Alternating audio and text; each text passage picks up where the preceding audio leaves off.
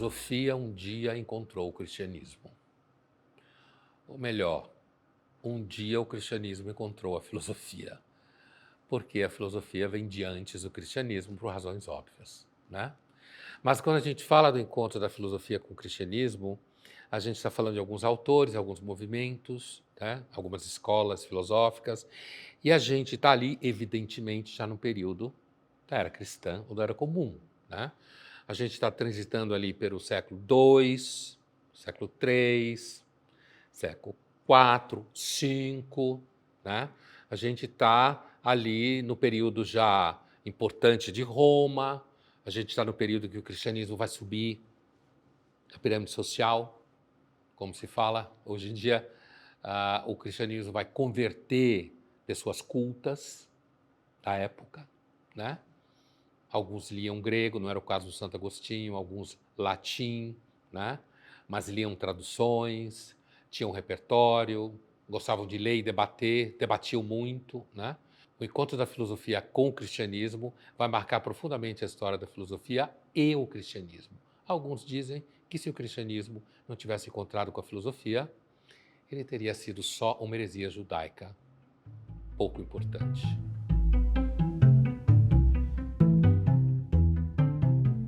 Gnosticismo. Esse nome é um nome que assusta muita gente, já assustou o cristianismo a partir do século II, né? Depois, já no século III e IV, na sua versão maniqueia, que vem lá da Mesopotâmia, né? O gnosticismo é provavelmente uma heresia dramática dentro do cristianismo, tá? Provavelmente não é. Estou sendo light. Ela é dramática, porque ela não é como outras heresias que discutia, afinal de contas, qual é a substância de Jesus, ele é só espírito, ou ele é só corpo, ou ele é espírito e corpo, quantos por cento de um, quantos por cento de outro, que para eles eram muito sérios, né, os concílios bizantinos e tal. O gnosticismo não, ele é uma heresia muito mais séria, justamente porque ela tem uma embocadura filosófica e cosmológica, e espiritual, tudo derivado, né? Por quê? O nome gnosticismo vem da expressão gnose, né? Do grego, que significa conhecimento. A expressão gnosticismo é posterior, né? Eles não usavam essa expressão. Alguns textos são evangelhos, tá? Que foram encontrados no Egito, lá no final dos anos 40, né? Século XX, numa caverna chamada Nag Hammadi, rolos. E daí os textos gnósticos são conhecidos como Biblioteca de Nag Hammadi. E Jung, psiquiatra, foi muito envolvido com os estudos do primeiro rolo, que aliás ganhou o nome de Codex Jung, por causa do investimento do Jung na pesquisa, do encantamento dele. A tese dos gnósticos é que alguns cristãos, nem todos os evangelhos são cristãos, tá? Mas aqueles que não são cristãos, tipo meio que tudo bem, fale o que quiser. Agora, quando você falar isso dentro do cristianismo, a coisa pega, tá? A tese do gnosticismo é a seguinte: alguns poucos cristãos recebem uma revelação do Deus verdadeiro, agnostos theos, o Deus desconhecido, que não criou o mundo, e essa revelação é a seguinte: fique esperto, o mundo foi criado por um Deus mau. Olha a sua volta. Dá para confiar no mundo? Dá para confiar na sociedade? Não dá, porque quem criou é um demiurgo perverso ou incompetente e que, portanto, sua criação sofre. Tem textos gnósticos que, inclusive, vão na linha de dizer que a famosa cena do paraíso, a serpente é a boa. É o contrário. Ela está ali para dizer para Eva e depois para o Adão, tipo assim, corram, fujam, esse Deus é mau. O cristianismo não podia se apegar a essa heresia gnóstica, né? Porque senão Jesus não era Messias. Porque o Messias é judaico, então ele tinha que trazer a ideia do Deus do Velho Testamento. Mas o gnosticismo fica como uma espécie de teoria perversa no subsolo. E se os gnósticos tiverem razão? E se Deus for o mal? E se a criação for uma catástrofe? Para onde você vai?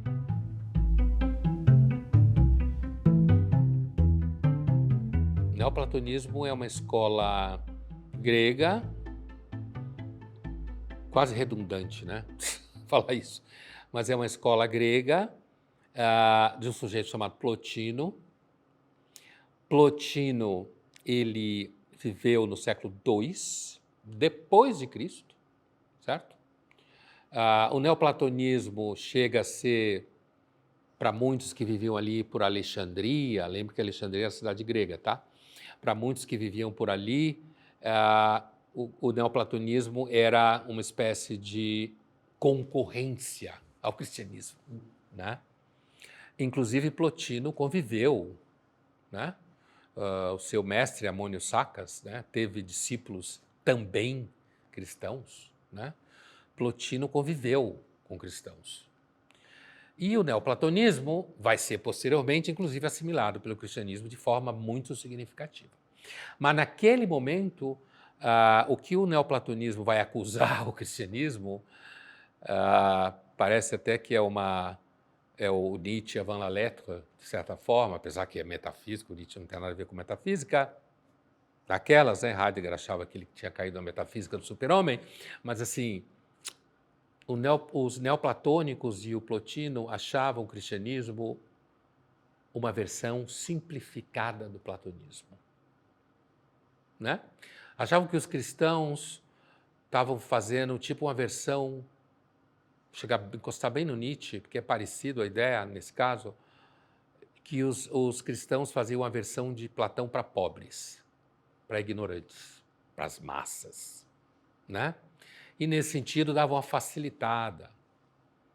Olha, se você seguir o carpinteiro e os funcionários deles, você vai chegar a conviver com Deus, que é Ele, é o dono do pedaço.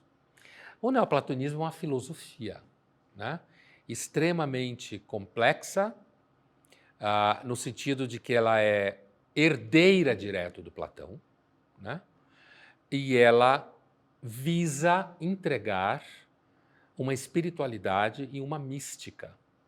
Então, o neoplatonismo não é só uma filosofia. Ele busca uma forma de viver espiritual e uma mística. Mística é a ideia de você conseguir chegar até o princípio, né? Conhecimento iniciático, escondido, está dentro do neoplatonismo isso, né? Os neoplatônicos eram místicos, né? Pagãos, né?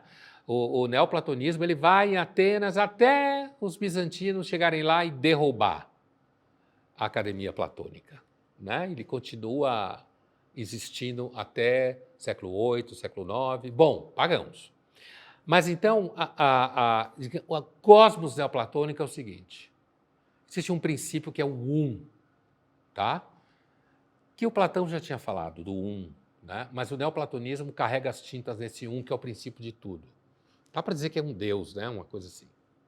Esse ele emana um nível intelectual, que é o intelecto, que são as ideias que o tem. É transcendente, né? Você não pode falar que ele tem ideia, você não sabe o que passa na cabeça dele. Mas o intelecto, que é a primeira emanação do são as ideias do A partir dessas ideias, então, esse intelecto vai emanar o mundo tal como a gente conhece. Cheiro de Platão, né? Agora, à medida que ele vai emanando esses elementos, o último lá na ponta é a matéria, né? E aí vem um conceito de mal no neoplatonismo que vai impactar profundamente Santo Agostinho, é a ideia de que o mal nada mais é do que aquilo que existe muito longe do Porque está tão longe do que meio que perde a forma, inclusive moral, né? Aquilo que está longe do como a matéria, por exemplo, porque o é imaterial, né? Lembre, é uma forma de platonismo, né? A matéria ela é disforme, ela não segura a forma, nosso corpo, toda aquela história que a gente conhece, né? Bom, agora, o que o neoplatonismo oferece não é só uma especulação, né? Mais uma especulação descendente do Platão. Talvez se fosse mais uma especulação só, ele não teria feito herança, né? Porque o que o neoplatonismo oferece é a ideia de que você pode fazer o caminho de volta. Essa é a mística. Essa é a espiritualidade. Através da filosofia, do que a gente chama de meditação, do isolamento do mundo, da contemplação do intelecto, você pode fazer o caminho de volta e você pode chegar a contemplar o intelecto do um e, quem sabe, o um. Há debates. Portanto, o neoplatonismo é uma forma de salvação. E é por isso que ele compete com o cristianismo, já no comecinho da era cristã.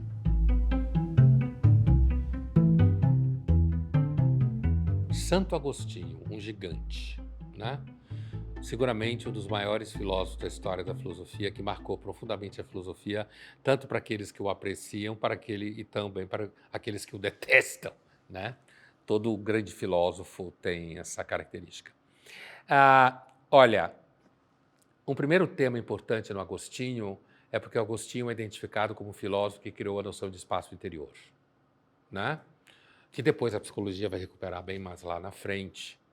E essa noção de espaço interior nas Confissões é a ideia de que o Agostinho fala que passou a vida olhando para fora, procurando explicações, foi maniqueu, achou que no momento a criação podia ser má, mas o Agostinho chega no momento em que ele descobre que Deus está dentro dele.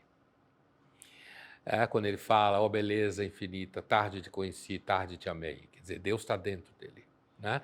Então, o que importa está dentro, não está fora. Entendeu? A chamada virada para o mundo interior do Agostinho, porque nas Confissões ele está olhando para a história pessoal dele, né? E essa história pessoal você pode entender que é a sua história psicológica, de certa forma, né? E aí, nesse movimento de que está procurando Deus, o Agostinho também, nesse movimento, nas Confissões, ele vai criar a própria noção de temporalidade interior, né? Como que um eu, na nossa linguagem de hoje, observando a sua própria história de busca, de engano, de mal que você fez e tudo mais, né? Por isso que o Agostinho, ele é uma figura muito importante na história da filosofia, independente da relação dele exatamente com o cristianismo, né? Agora, uma outra coisa que o Agostinho vai fundar é a própria noção de livre-arbítrio. Ele criou o Raio do Nome, é o nome de um livro, né? E a discussão se o nosso arbítrio é livre ou não, a nossa vontade, para facilitar a conversa. E essa vontade, ou arbítrio, no primeiro momento, quando ele está ainda sob uma certa influência de querer desbancar o maniqueísmo e dizer que a origem do mal não é o Criador, né? Ele vai dizer que a origem do mal está, na realidade, na ação do livre-arbítrio. O homem escolhe livremente o mal, né? Portanto, há aquele debate, ele está dizendo que tem autonomia, o livre-arbítrio aí é livre para fazer o mal. Na realidade, ele não está dizendo isso, ele está dizendo que o livre-arbítrio, ele sempre tende a escolher a criatura e não a Deus, fica meio cego. E aí fica passando de criatura em criatura. Só que com o amadurecimento do Agostinho, ele vai avançar para a ideia de que o livre-arbítrio herda completamente o pecado original. É isso aí. Deu ruim. Todo mundo nasce com uma espécie de doença de Adão e Eva, como um negócio meio genético que você herda, né? E aí Deus escolhe alguns, predestinação, e dá a graça. E esses caras, essas mulheres, saem fora do pecado original. Eles nem merecem, hein? Grande sacada do Agostinho, para humilhar os orgulhosos, que falam, não, eu sou bom, eu sou um bom. Nem merecem. Deus escolhe umas pessoas e dá a graça e elas saem do pecado e a maioria toda fica lá, não, eu mereço a graça. Falou que merece a graça, tchau e bênção. Você merece o inferno, né? Porque Deus escolhe quem Ele quer. Para tirar você, digamos, esse buraco da herança maldita do pecado original, né? E aí você vai poder viver de acordo com a vontade de Deus e, quem sabe, até ser feliz nesse entendimento de viver de acordo com a vontade de Deus, né? Então, essa discussão da liberdade da vontade, ela é fundamental. Hoje a gente tem uma compreensão diferente, né? A filosofia não é tão cristã assim, mas ela tem um entendimento, por exemplo, o inconsciente torna a sua vontade não completamente livre, o contexto social, o contexto histórico, político. Então, o debate sobre até onde a liberdade, a vontade é completamente livre, está presente até hoje, né? Os determinantes. E tem um outro tema muito importante do Agostinho, no Cidade de Deus, que é a sua teoria da história. A teoria da história do Agostinho é basicamente a seguinte: ela tem 2 andares. E aí é muito interessante para o debate sobre história a partir do Hegel. Um andar, a história avança, evolui e vai realizar a escatologia cristã. O Hegel está meio aí, né? Vai evoluindo, né? Avançando. Num outro nível, que é o nível da eternidade de Deus. No outro nível, a história não avança nada, que é o nível humano. Se repete. Então, do ponto de vista social e político humano, a história nunca avança. Ela está sempre andando em círculos e fazendo os mesmos erros. Só há mudança histórica de fato quando a graça de Deus entra na história e aí puxa o fio da evolução espiritual.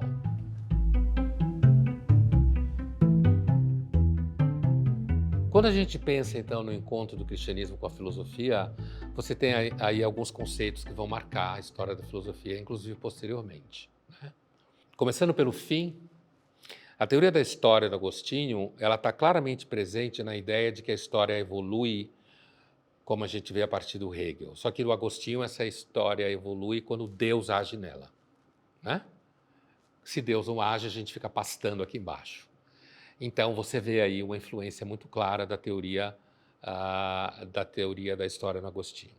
Mas a gente também tem um debate sobre o mal, né? O cristianismo vai, como dizer, ele vai se afundar nessa discussão do mal, né? E essa discussão do mal no cristianismo é muito séria, aqui no judaísmo não é tanto, pelo seguinte, porque o cristianismo entrou numa vibe de dizer que Deus é bom, que Deus é amor, não tem saída. Se Deus é amor, se Deus é bom, de onde vem o mal? Né? Então o cristianismo ficou com esse pepino. Se você fala que Deus é o que ele quer, o que ele é, e dane-se, ele manda em tudo, ele inclusive pode ser a origem também daquilo que a gente acha mal, né? Mas o Agostinho, ele vai se ocupar bastante do tema do mal, e o drama do Agostinho é quem ele responsabiliza pelo mal. Uma vez que ele abandona o maniqueísmo, que era o Deus criador, também um princípio da criação mal, ele fica com a história, não, então a origem do mal é o ser humano. É o ser humano que introduz o mal no mundo. Que é uma ideia que é mais importante como estrutura de reflexão sobre a natureza humana, como se fala, como é o comportamento humano, do que enquanto explicação de onde nasceu o mal, né? O mal nasceu da ação humana, mas como assim, né? Você livra a cara de Deus. Mas essa ideia do Agostinho vai ser importante como pensar o alcance da natureza humana. Quão ela é livre para agir a partir do que você pode entender como bem e mal, né? E aí também o neoplatonismo, tanto que vai influenciar Agostinho, que a ideia do Agostinho é que existem 2 concepções de mal, uma é a ação do livre-arbítrio e a outra é o distanciamento de Deus, que ele chama de privatio boni, a privação do bem, quando você está muito longe de Deus, que é neoplatonismo, do no caso, você pisa na jaca e faz coisa errada, né? Agora, a herança neoplatônica ela vai ser muito importante na história da mística cristã ao longo da Idade Média, né? A ideia de que Deus é um, que é o do neoplatonismo, e de que existe um caminho de volta, né?